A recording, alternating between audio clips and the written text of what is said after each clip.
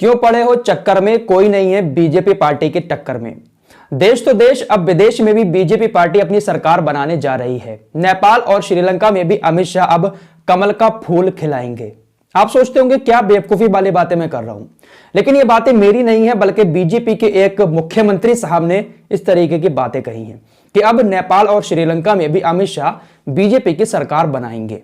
क्या है पूरा मामला आपको विस्तार से बताएंगे, लेकिन छोटी छोटी एक दो खबरें और है राजनीति से जुड़ी हुई, वो आपके सामने रखते हैं। सुनकर जरूर जाना आप अमित शाह की ये बात। सबसे पहली खबर आपको गुजरात से दे देते हैं। गुजरात के अंदर निकाय चुनाव आने वाला है, वहां पर असदुद्दीन ओवैसी साहब की पार्टी भी पहुंच गई है और आम आदमी पार्टी भी वहां पर चुनाव लड़ रही है। आम आदमी पार्टी की तरफ से भी बहुत सारी रैलियां की जा रही हैं। मनीष सिसोदिया साहब ने वहां पर रैली की थी और उन्होंने कहा कि गुजरात के अंदर हम सबसे ज्यादा सीटें जीतेंगे निकाय चुनाव में।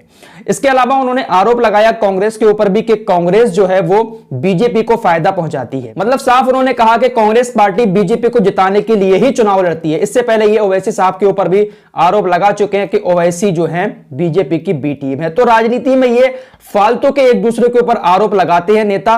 बस यही काम बचा है हमारे देश के नेताओं को कि उस पार्टी को बुरा कहेंगे, वो पार्टी दूसरी पार्टी को बुरा कहेगी। कोई भी नेता अपनी तारीफ जाकर नहीं करता है वहां पर कि हमने ये कर दिया। अपने काम की तारीफ करो ना यार। दूसरी पार्टियों की बुराई करके दूसरे नेताओं के ऊपर आरोप लगा के वोट हासिल करने से फायदा क्या।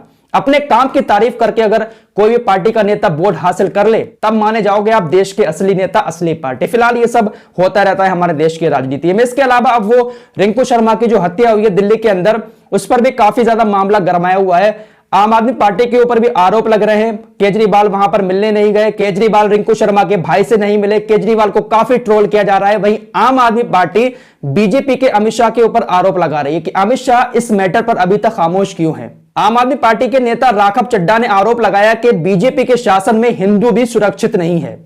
हिंदू भी सुरक्षित नहीं है बीजेपी की सरकार में, यह आरोप लगाया है राघव चड्ढा ने। आम आदमी पार्टी के नेता हैं। इन्होंने कहा कि जय श्री राम का नारा लगाने की वजह से रिंकू सिंह को मार दिया जाता है। इन्होंने कहा कि क्या देश के अंदर अब जय श्री राम का नारा लगाना भी सुरक्षित नहीं है। जरा इनके बयान पर ध्यान दीजिए। ये भी ये कह रहे हैं कि जय श्री राम का नारा लगाने की वजह से रिंकू शर्मा को मार डाला। यानी ये भी एक हिंदुओं के दिल में अपनी जगह बनाना चाहते हैं। वो लोग जो इस वक्त केजरीवाल को ट्रोल कर रहे हैं सोशल मीडिया पर कि केजरीवाल जो है इस मामले पर कोई एक्शन नहीं ले रहा है, तो शायद अपना बचाव करने के लिए ये इस तरीके की बातें कर रहे हैं। तो ये राजनीति में एक दूसरे के ऊपर ऐसी बातें करते रहते हैं। उन्होंने कहा कि हिंदू भी बीजेपी के शासन में सुरक्षित नहीं है। तो आप क्या कर रहे हैं दिल्ली के अंदर बैठकर? तो आप भी तो कुछ एक्शन लें इस पर। आप भी तो इस मामले को धार्मिक रंग देने की ही कोशिश कर रहे हैं। तो फिलहाल यहां पर कोई किसी से कम नहीं है। आइए अब चलते हैं उस बयान की तरफ जो बीजेपी पार्टी के त्रिपुरा के विधायक बिप्लब देब ने दिया है। बिप्लब देब ने कहा कि अमित शाह अब नेपाल और श्रीलंका में भी भारतीय जनता पार्टी की सरकार बनाएंगे। बिप्लब देब कई बार पहले भी अजीबोगरीब बयान दे चुके हैं। एक बार इन्होंने पढ़े लिखे युवाओं को लेकर बयान दिया था कि बेवजह पढ़े लिखे युवा जो है वो सरकार के पीछे भागते हैं कि हमें नौकरी दो, नौकरी दो। युवा अपने जीवन का इतना महत्वपूर्ण वक्त इधर उधर भागकर सरकारी नौकरी तलाशने में बेकार कर देते हैं। इससे अच्छा उनको एक पान की दुकान खोल लेनी चाहिए या फिर कोई और इसी तरीके का कोई काम धंधा खोल लेना चाहिए जिससे उनके बैंक अकाउंट में काफी पैसा आ जाएगा। यानी इनका कहना है कि आप सरकार से पढ़ लिखकर नौकरी मत मांगो, पान की दुकान खोलकर बैठ जाओ, चूना लगाओ और पैसे कमाओ।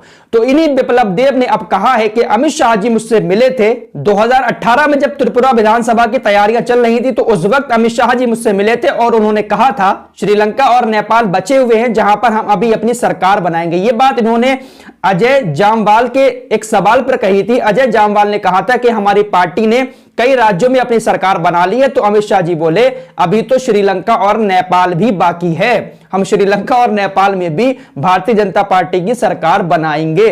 तो इस तरीके का एक दावा बीजेपी के त्रिपुरा के मुख्यमंत्री बिप्लब देब ने किया है। तो भैया क्यों पड़े हो चक्कर में, कोई नहीं है बीजेपी के टक्कर में। देश तो देश, अब विदेश में भी अमित शाह बीजेपी पार्टी का कमल खिलाने वाले हैं।